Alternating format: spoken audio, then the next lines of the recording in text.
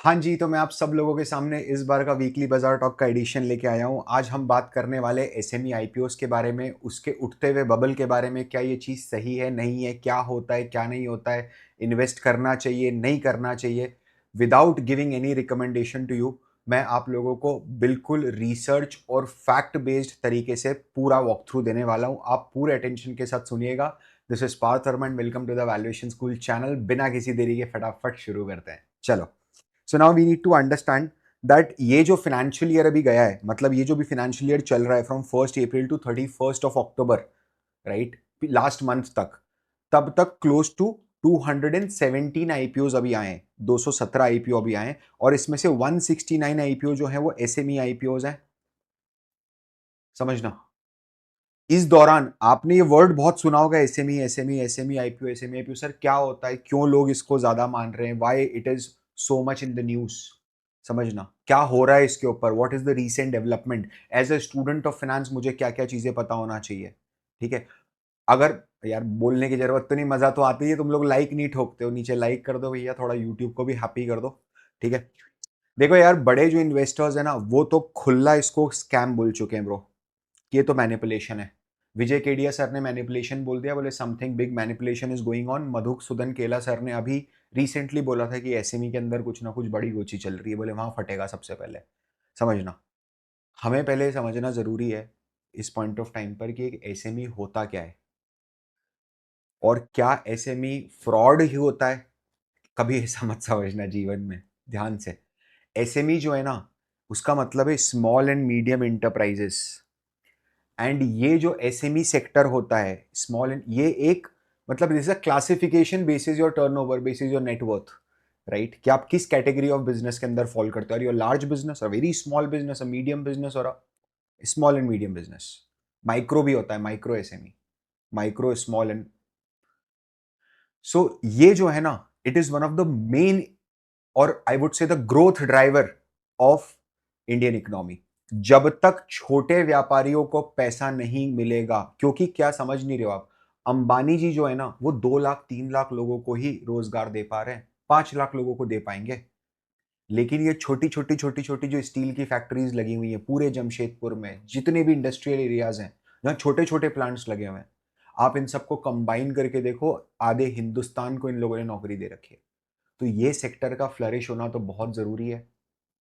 और इसीलिए गवर्नमेंट है ना, हमेशा इन लोगों के साथ थोड़ी सी लीनियंट रही है। मतलब कैसा, कि आप देखोगे तो बैंक्स को भी गवर्नमेंट ने पुश करा है कि आप जो भी लेंडिंग दे रहे हो, उसकी सर्टेन परसेंटेज ऑफ लेंडिंग आपको एसएमई को ही देनी पड़ेगी। समझ रहे हो आप, मतलब एसएमई के अलावा और किसी को नहीं दे सकते हो पैसा। गवर्नमेंट ने एसएमईस के लिए एक्सेस ऑफ कैपिटल ज्यादा आसान करके रखा है हमेशा से। ठीक है, और आप देखो 2012 में यही, इसी मोटिव के साथ गवर्नमेंट ने बोला कि आप एक काम करो, अब एसएमईस को, क्योंकि देखो अभी तक क्या होता था 2012 के पहले तक, ठीक है, जो भी कोई एसएमई बिजनेसेस हैं, मेजॉरिटी वो लेंडिंग का रूट ले लेते थे, वो डेट ले लेते थे। ठीक है, मतलब क्योंकि why why that so, because main board जो आईपीओज होते हैं, जो रियल बड़े आईपीओज आते हैं, Reliance power, Tata power, all these company जो अपन रोज सुनते हैं नाम, ठीक है, ये जो कंपनीज के आईपीओज आते हैं, ये आईपीओज के लिए कंप्लायंस प्रोसीजर इतना स्ट्रांग और इतना ज्यादा हेफ्टी होता था उस टाइम पर, इतनी ज्यादा डिटेल, इतने ज्यादा खर्चा हो जाता था कि जितना पैसा वो उठाने की कोशिश कर रहा है, उससे ज्यादा तो खर्चा हो जाएगा। ठीक है, तो 2012 में गवर्नमेंट ने बोला कि भैया एक काम करो, आप है ना अलग से एक एसएमई एक्सचेंज बनाओ। मतलब सर बोले, निफ्टी तो, निफ्टी एक्सचेंज नहीं है, निफ्टी तो इंडिकेटर है, एनएससी एक्सचेंज है। समझ रहे हो आप, एनएससी इज एन एक्सचेंज। तो एनएससी ने बोला कि हमारा ही बच्चा रहेगा वो, it will be part of NSC, but ये एक अलग कमरा रहेगा जहां पर सिर्फ एसएमई ही स्टॉक ही ऑपरेट होंगे। ठीक है, तो इसको एनएससी एक्सचेंज बनाया, और बीएससी ने भी बीएससी एसएमई करके बना दिया। तो उसके बाद से क्या हुआ, एसएमई स्टॉक्स अगर मार्केट में लेंडिंग के अलावा अपनी इक्विटी डाइल्यूट करके भी पैसा उठाना चाहते हैं, शेयर बेच के भी, क्योंकि लेंडिंग में ब्याज देना पड़ता है हर महीने, it comes with a fixed cost, security देनी पड़ती है, बहुत सारी चीजें। इक्विटी में वो दिक्कत नहीं है, शार्क टैंक, समझ रहे हो, वैसी चीज हो गई। तो बोले अब लोगों के लिए शार्क टैंक ओपन करो। समझना,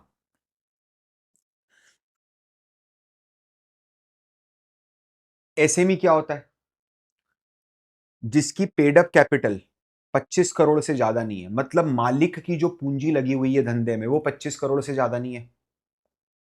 कंपनी का मिनिमम 3 साल से बिजनेस का ट्रैक रिकॉर्ड होना चाहिए और वो पॉजिटिव नेटवर्थ की कंपनी होना चाहिए, मतलब उसकी जो असेट्स हैं वो ज्यादा होना चाहिए as compare to its liabilities, external liabilities, if I would have to say. समझ रहे हो? अगर उसकी एक्सटर्नल लाइबिलिटीज ज्यादा है तो नेटवर्थ नेगेटिव हो जाएगी। Are you getting my point? ये अगर तीनों क्राइटेरिया आप मीट कर रहे हो, 25 करोड़ से कम की कैपिटल होना चाहिए, तो आप एक काम करो, ठीक है, आप एसएमई के रूप में लिस्ट हो जाओ। तो बोले सर एसएमई के रूप में लिस्ट होने में क्या एडवांटेज मिलता है? लिस्टिंग बहुत आसान हो जाती है। अभी क्या होता है पता है? अभी अगर आपको मेन बोर्ड आईपीओ में लिस्ट होना है, मतलब आप एक बड़ी कंपनी चला रहे हो जो इस कैटेगरी से बाहर है, आपका टर्नओवर मान लो 10,000 करोड़ रुपए का है, पेड अप कैपिटल, आपकी कैपिटल बढ़ते बढ़ते 4,000 करोड़ रुपए हो चुकी है, ऐसा कोई बिजनेस है, उसको लिस्ट कराना है, तो व्हाट इज द प्रोसीजर? सबसे पहले तो आपको मर्चेंट बैंकर हायर करने पड़ेंगे, कंपनी सेक्रेटरीज की फौज लगेगी, प्रपोजल आएगा, प्रपोजल एमसीए जाएगा, पहले प्रपोजल ड्राफ्ट होगा, फिर आरओसी में फाइल होगा, फिर एमसीए जाएगा, एमसीए मतलब मिनिस्ट्री ऑफ कॉर्पोरेट अफेयर जाएगा, वहां से अप्रूव होगा, फिर सेबी जाएगा, सेबी उसमें 50 तरह के ड्यू डिलीजेंस करेगा, ठीक है, फिर सेबी उसको अप्रूव डिसअप्रूव करेगा, SEBI is the final regulator, वो अप्रूव डिसअप्रूव कर सकता है। वो हो गया, उसके बाद एक्सचेंज के पास जाएगा, एक्सचेंज अपनी क्लॉज लगाएगा, एक्सचेंज के लिस्टिंग अग्रीमेंट साइन होंगे, वो लिस्टिंग अग्रीमेंट का कंप्लायंस पूरा करते करते कंपनी की रीढ़ की हड्डी टूट जाती है।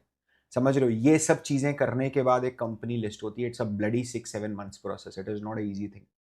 It requires crores of rupees of capital just in compliance and duty and this and that. Right? यहाँ पर ये फीस, वहाँ पर वो लिस्टिंग फीस, ये फीस वो fees, book building, investment banker, road show, ये वो मार्केटिंग करना है, ये करना है, वो करना है। एसएमई के लिए लफड़ा नहीं था। एसएमई के लिए बोला तुम तो एक काम करो, एक फॉर्म भरो और फॉर्म भर के सीधे एक्सचेंज चले जाओ। मतलब सर आप बोल रहे हो क्या ministry of corporate affairs SME के लिए नहीं होती थी पहले?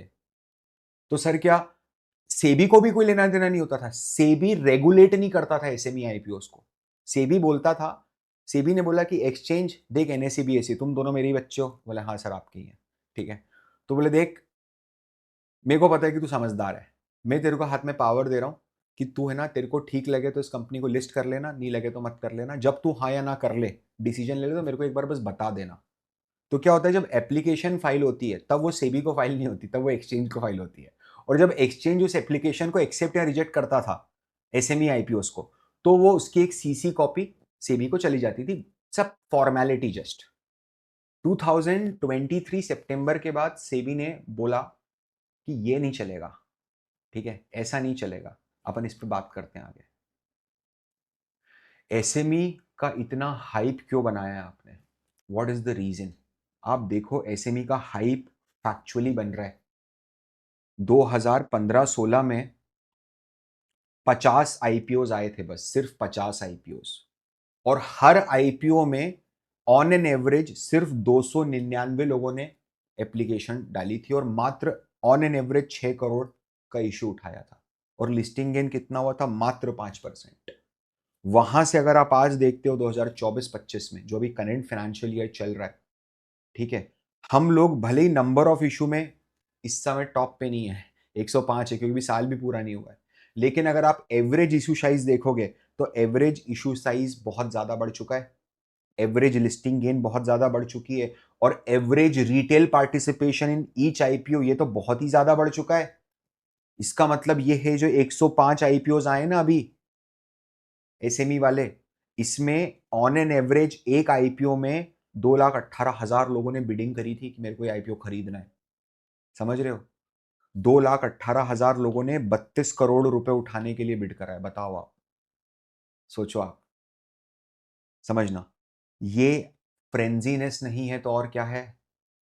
अगर आप listing gain, what is the intention? एक रिटेल इन्वेस्टर का क्या इंटेंशन है लिस्टिंग गेन के लिए? मतलब क्या इंटेंशन है एसएमई आईपीओ में पैसा डालने के लिए? लिस्टिंग गेन्स, कि भाई मेरे को लिस्टिंग गेन होगा जिस दिन मैं आज अगर 1 लाख रुपया डालता हूं मान लो, क्योंकि एसएमई आईपीओ में आप 15,000 नहीं डाल सकते, बात ध्यान रखना। यू कैन नॉट, जैसे नॉर्मल आईपीओ में आप 15,000 डाल देते हो, एसएमई आईपीओ में मिनिमम 1 लाख चाहिए। तो आप 1 लाख डालते हो और इस पे मान लीजिए आप 72% का गेन होता है, तो यार ये तो 72,000 रुपए का तो शुद्ध मुनाफा हो गया।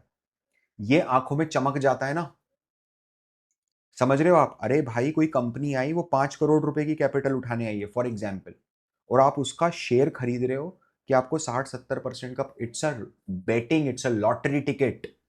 ये आदमी तब खरीद, सोचो ना, एसएमई के और भी बहुत सारे नुकसान है, छोटी कंपनी है। जस्ट इमेजिन, समझना, वाई एसएमई का हाइप अगर हो रहा है तो मेरे को क्या प्रॉब्लम आ रही है, मैं क्यों परेशान हो रहा हूं अगर एसएमई का हाइप हो रहा है तो? It is because SME is a very small business. कोई भी स्मॉल बिजनेस है वहां पर क्या ट्रांसपेरेंसी कम होगी? ट्रांसपेरेंसी कम होगी। ट्रांसपेरेंसी कम होने के बाद क्या की पर्सन डिपेंडेंसी बनेगी एक ही आदमी के ऊपर। छोटी कंपनी होती है ना, छोटी स्टील की फैक्ट्री, एक आदमी जो मालिक है वही सेठ है बस, और क्या। समझ रहे हो आप? हर चीज ओपेक रहेगा, ट्रांसपेरेंट नहीं होता इतना। मैनिपुलेशन के चांस ज्यादा होते हैं क्या? भाई भतीजा वाद, समझ रहे हो आप? बहुत सारी चीजें होती हैं। तो ये तो बहुत रिस्की बेट होता है इन जनरल। इनके बारे में इंफॉर्मेशन अवेलेबल, आप खुद सोचो, तुमको टीसीएस की इंफॉर्मेशन चाहिए और तुमको लालू सॉफ्टेक की इंफॉर्मेशन चाहिए।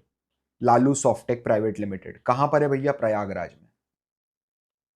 समझना, क्या करता है ये? बोले पहले ये 10 कंप्यूटर के साथ साइबर कैफे खोलता था, उसके बाद थोड़ी कोडिंग वोडिंग सीख ली कोर्सेरा से, और अब खुद की कंपनी है, ड्रॉप सर्विसिंग करता है। बोले यूएस से क्लाइंट्स लेता है, समझना बिजनेस मॉडल समझो आप, यूएस से क्लाइंट्स को काम लेता है, इंडिया में फ्रीलांसर्स को काम देता है, और बाकी दलाल कमीशन एजेंट, और ये अपना आईपीओ लेकर। आप क्या बात कर रहे हो, इसके बारे में क्या इंफॉर्मेशन है आपके पास जितनी टीसीएस के बारे में? जोक्स अपार्ट, समझना।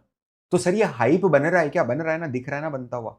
देखो ना, नंबर ऑफ इश्यूज देखो ना, 2012 में कितने, जिस साल ये एसएमई आया उस साल 14 इशू आए, सिर्फ 127 करोड़ रुपए रेज हुआ मार्केट से। और 2024 में, इस फाइनेंशियल ईयर तक, अभी तक $1 बिलियन रेस कर चुके हैं भाई। सिर्फ इस साल में 8,000 करोड़ रुपए इन्वेस्टर लगा चुका है। अरे लग गया ना पैसा, उसने तो माल बेच दिया, आप किसी के भी पास हो। आप समझ नहीं रहे हो सर, मैंने तो पैसा कमा लिया 72% किनारे, तूने कमा लिया, बाकी तो नुकसान में। समझ रहे, तेने किसी को तो बेचा ना। आप देखो क्या हालत हो गई है। ठीक है, मेन बोर्ड आईपीओ जो है ना, उनका एवरेज लिस्टिंग गेन 23% है, राइट? और एसएमई आईपीओ का मीडियन लिस्टिंग गेन कितना है? 34%। मीडियन बोल रहा हूं मैं, एवरेज तो और ज्यादा है, क्योंकि स्क्यूड है। कई कई ऐसे आईपीओस थे जिनमें दो दो, डबल डबल, ट्रिपल ट्रिपल हो गया स्टॉक एक ही दिन में, तो स्क्यूड हो गया पूरा रिजल्ट, समझना। लेकिन आप देखो applicant to allotted investor, FY22, अभी 2 साल 3 साल पहले तक, अभी की बात कर रहा हूं मैं, अगर 4 लोग अप्लाई करेंगे ना तो एक आदमी को मिल जाएगा। 4 लोग अप्लाई करेंगे तो एक को मिल जाएगा। उसके बाद वाले साल में अगर 46 एप्लीकेशन आएंगी तो एक को मिलेगा। और अभी इस साल में जो चल रहा है, ये जो खत्म हुआ, ये 245 एप्लीकेशन में से एक आदमी को मिल रहा है। आपको समझ में आ रहा? तो हाइप तो है, बिल्कुल क्लियर हाइप है।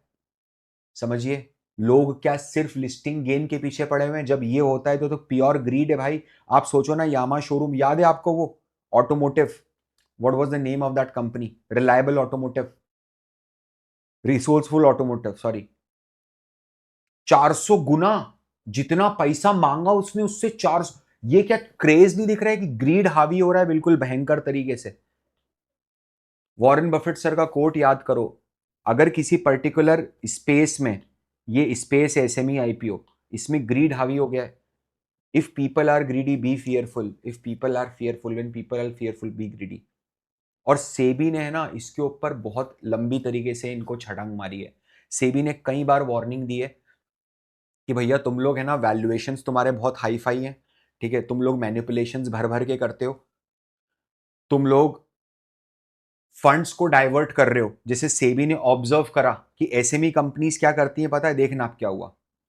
मैं एक प्रमोटर हूं, मेरी एक छोटी सी कंपनी है, ये एसएमई में आती है। मैंने क्या करा, इसका आईपीओ मार्केट में लेके आया, और ये आईपीओ से मैंने मान लो 30 करोड़ रुपए रेस करे। अब ये 30 करोड़ रुपए तो ये कंपनी के पास आ गए, ठीक है। ये कंपनी ने क्या करा पता है? एक दूसरी कंपनी को लोन दे दिया, या तो लोन दे दिया, समझना, या फिर उस दूसरी कंपनी से माल खरीद लिया बहुत ज्यादा महंगे दाम में। अब ये जो दूसरी कंपनी थी ना, जिससे लोन दिया या माल खरीदा, ये भी हमारे सर की है या सर के साले की है। तो क्या करा, पब्लिक से पैसा ले लिया, हमारी कंपनी से पैसा दूसरी कंपनी में ट्रांसफर कर दिया, शेल कंपनी में, और हाथ खड़े कर दिए जयराम जी की, गया हो तो भाग गया Dubai.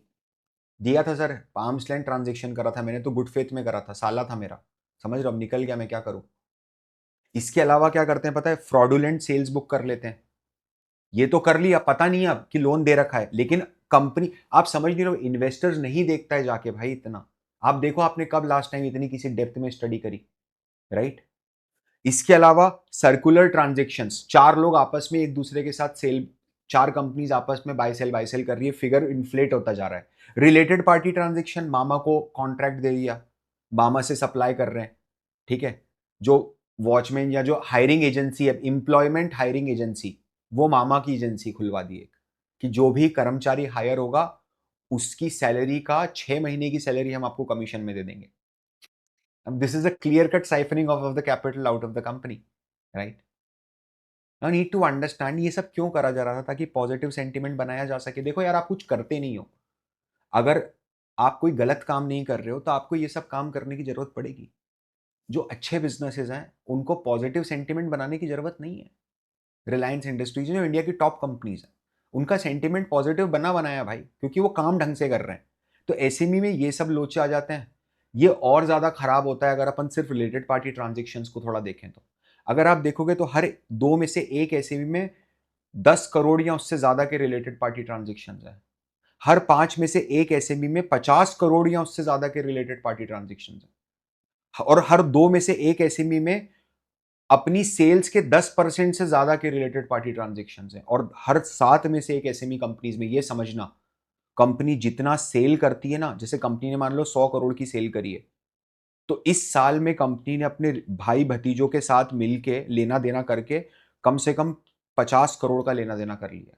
This is very dreadly. कारण क्या होता है, क्लोज फैमिली रन बिजनेस है यार, लगा दिया चूना एक बार पब्लिक को। समझ, I am not saying everyone does that, those who are doing it does that. And इसीलिए सेबी यहां बीच में आई है। सेबी ने कुछ 4-5 बड़े प्रपोजल्स बताए। Number 1 is increase the bid size. SEBI बोलती है कि अभी जो आपने 1 लाख की बिडिंग लगाई है ना, इसको बढ़ा के 2 लाख की करो, ठीक है।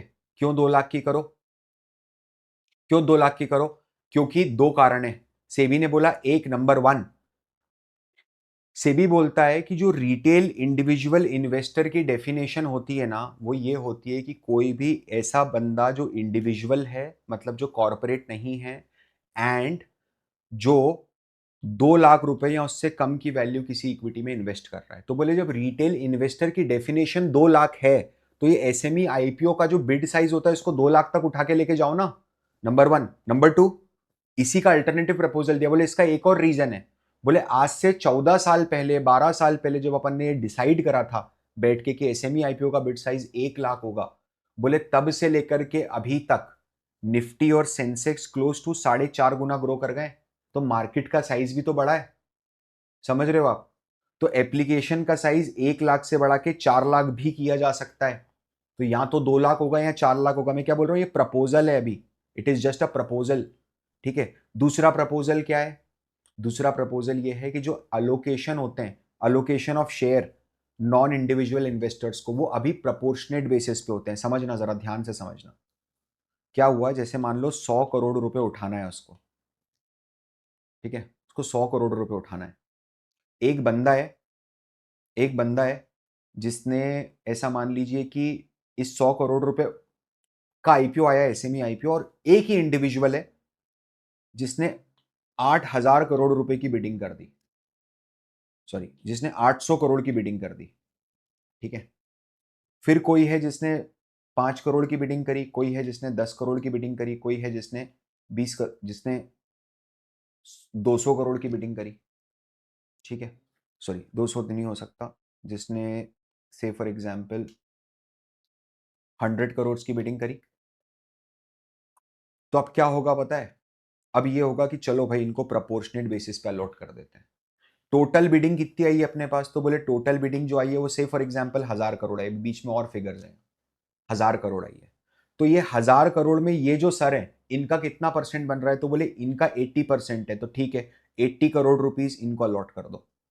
इसका कितना बन रहा है, बोले इसका 10% बन रहा है, ठीक है, तो बोले 10 करोड़ रुपीज इसको अलॉट कर दो। समझ रहे हो, इसका कितना बन रहा है, तो बोले इसको 1 करोड़ अलॉट कर दो।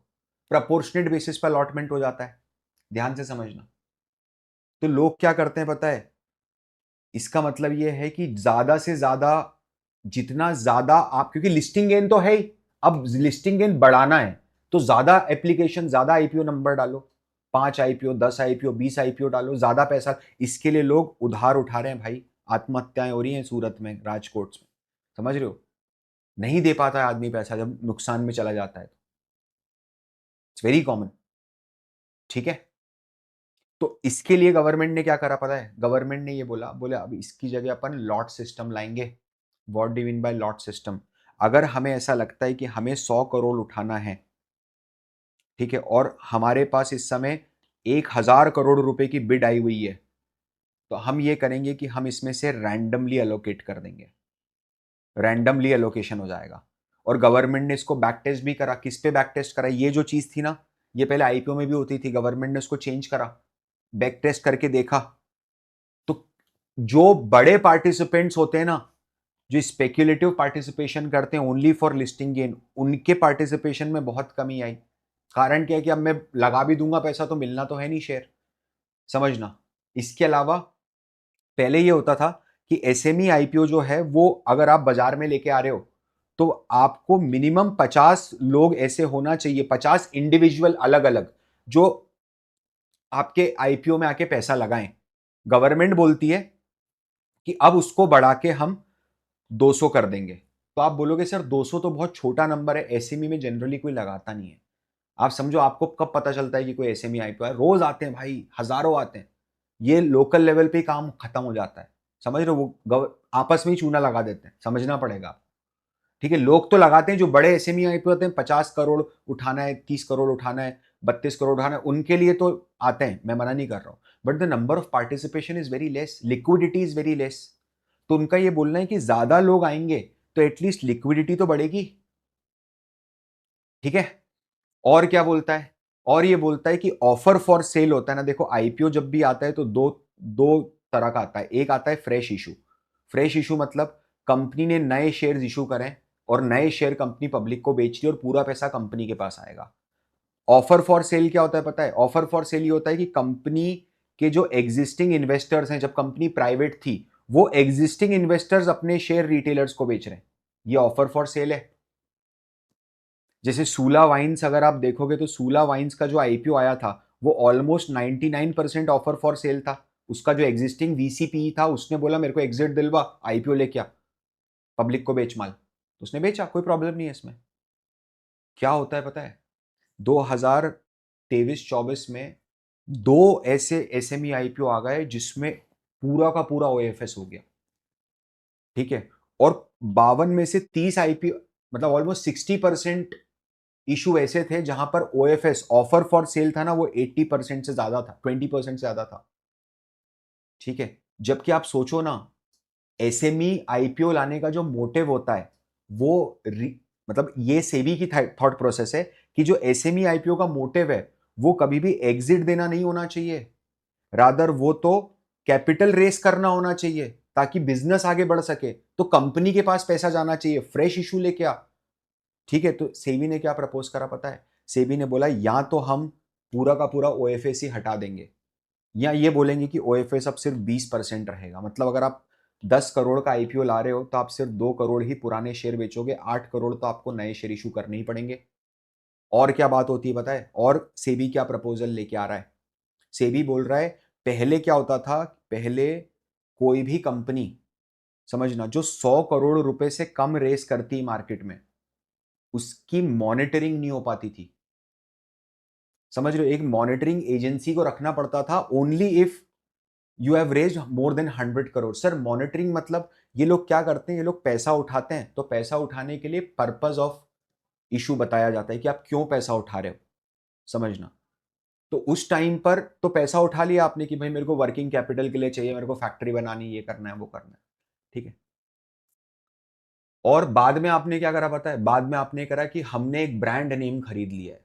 क्या ब्रांड नेम खरीद लिया है? तो बोले संतोष चाय, ये हमारा ब्रांड नेम है। तो बोले किससे खरीदा आपने ब्रांड नेम? बोले मेरे बेटे से। तो बोले कितने में खरीदा? तो बोले पूरे पैसे से। बोले पूरे मतलब जो, बोले जो आईपीओ का पैसा आया था उससे खरीद लिया। तो बोले ब्रांड नेम के लिए तूने पूरे पैसे दे तेरे बेटे को? तो बोले हाँ। क्या होता है, साइफन ऑफ कर लिया ना पैसे को, एंड यूज नहीं मीट हो पा रहा है ना पैसे का, समझ रहे हो आप। तो अब सेबी क्या प्रपोजल लेके आया पता है, अब सेबी ये बोलता है कि अगर कोई भी फ्रेश इशू 20 करोड़ रुपए से ऊपर आता है तो उसको एक मॉनिटरिंग एजेंसी अपॉइंट करनी पड़ेगी। मतलब सेबी ने कुछ इम्पैनल्ड एजेंसीज हैं, उनको आप जाके पैसा दो ताकि वो आपकी मॉनिटरिंग करे और हमें बताएं, ठीक है, कि आप ये पैसे का यूज कर पा रहे हो कि नहीं कर पा रहे हो सही ढंग से, आपने जिस पर्पस के लिए पैसा उठाया था क्या उस पर्पस के लिए यूज हो रहा है पैसा। अगर 20 करोड़ से कम है तो जो स्टैट्यूटरी ऑडिटर है, जो सीए है, चार्टर्ड अकाउंटेंट है, वो हर 6 महीने में एक सर्टिफिकेट बना के सेबी को देगा कि ये पिछले 6 महीने के फाइनेंशियल स्टेटमेंट्स हैं, इन्होंने इतना फंड उठाया था और ये फंड का इतना परसेंट अभी यूज हुआ है, इतना अनयूटिलाइज्ड है। ये नॉर्मल कंपनीज भी देती हैं, तो अब एसएमई के लिए मैंडेटरी कर दिया, करने का प्रपोजल है। एंड बोला है कि अगर कोई भी आईपीओ का पर्पस, किसी भी आईपीओ का पर्पस अपनी सब्सिडरी को फंड करना है, प्रमोटर वाला याद है कि प्रमोटर ने एक दूसरी शेल कंपनी खोल दी, वो कंपनी को फंड करना है, कोई लोन का रिपेमेंट करना है, ठीक है, कोई इन्वेस्टमेंट करना है, कोई एक्विजिशन करना है, इस तरह के कारणों से अगर आप आईपीओ लेके आ रहे हो तो भले ही आपका आईपीओ 1 करोड़ रुपए का भी क्यों ना हो, आपको 100% मॉनिटरिंग एजेंसी अपॉइंट करनी पड़ेगी और स्ट्रिक्ट कर रहा है, पंजा बना रहा है अपना, समझ। It is very good for everyone. Are you getting my point. और यहां पर आप देखो जितने भी इशू साइज के हिसाब से जो आईपीओज हैं, तो जो ग्रेविटी बनती है वो 20 करोड़ के ऊपर बनती है। मतलब मेजॉरिटी ऑफ द आईपीओज को अब वो मॉनिटरिंग के कंट्रोल में लेके आना चाह रही है, समझना। प्रमोटर होल्डिंग के अंदर भी एक कैच है, ठीक है, minimum promoter holding, minimum promoter holding 20% होना चाहिए। मतलब यह है इस समय कि जो एसएमई आईपीओ जब आता है तो उस समय, आईपीओ आने के समय जो पूरे शेयर्स हैं उसमें से 20% शेयर तो मालिक के पास होना चाहिए, और आईपीओ आने के 3 साल बाद तक भी वो 20% शेयर मालिक के पास रहना चाहिए। मिनिमम 20% तो रहना ही चाहिए। जैसे मान लो मालिक के पास 50% है, ठीक है, अभी भी 50% और आईपीओ आ गया, तो अगले 3 साल तक 20% तो रहना ही चाहिए। तो सर क्या बाकी का 30% बेच सकता हूं? नहीं, वो 1 साल तक नहीं बेच सकता। ऐसा नहीं होगा कि तू आईपीओ लेके आया, लोगों ने इन्वेस्ट किया और तूने उनको ही माला पहना दी। डोंट डू दैट, क्योंकि बहुत सारे प्रमोटर आईपीओ के बाद पैसा लिक्विडेट कर देते हैं, एंड सिंस जो आई अपनी अपनी स्टेक बेच देते हैं मार्केट में जाके, एंड जो एसएमईज होती है यार वो तो की पर्सन डिपेंडेंसी पे चलती है, अकेले आदमी पे चला रही है, तो इसमें तो आपने रिटेलर को तिलक कर दिया बेहतरीन तरीके से। समझ में आ रहा है। और क्या प्रपोजल, अब इसके ऊपर क्या प्रपोजल लेके आए, सेबी ने बोला, बोले देखो सिंपल सी बात है, 20% की मिनिमम होल्डिंग अब 3 साल की जगह 5 साल तक मेंटेन करनी पड़ेगी। तेरे को कंपनी छोड़ के भागने नहीं दूंगी, ध्यान रखना, मैडम बोल रही है। और जो एडिशनल 30% है, क्योंकि अपन तो 50% लेके चल रहे थे ना, तो 20% यहां टक गया, तो जो एक्सेस 30% है इसका 50% यानी 15% 1 साल के लिए लॉक हो जाएगा आईपीओ आने के बाद, और बाकी का 15% 2 साल के लिए लॉक हो जाएगा आईपीओ आने के बाद। मैं समझ रहा हूं, the idea is what I am trying to communicate to you is that they want to corner the scamsters. उनका ऑब्जेक्टिव है कि एसएमई आईपीओ को भी, हमको मार्केट को भी क्लीन करना है, ठीक है। आप आईपीओ अगर लेके आओगे, अगर आपको मिनिमम 10 करोड़ रुपए उठाने, तो सेबी बोल रही है 10 करोड़ रुपए से कम है तो लोन उठाओ। आपका जो एबिडा है, ठीक है, वो पिछले 3 में से 2 सालों में एटलीस्ट 3 करोड़ रुपए होना चाहिए मिनिमम। पहले प्रॉफिटेबिलिटी की कोई रिक्वायरमेंट नहीं थी, लॉस मेकिंग कंपनी भी एसएमई आईपीओ लेके आ जाती है, ऑब्जेक्टिव वही है।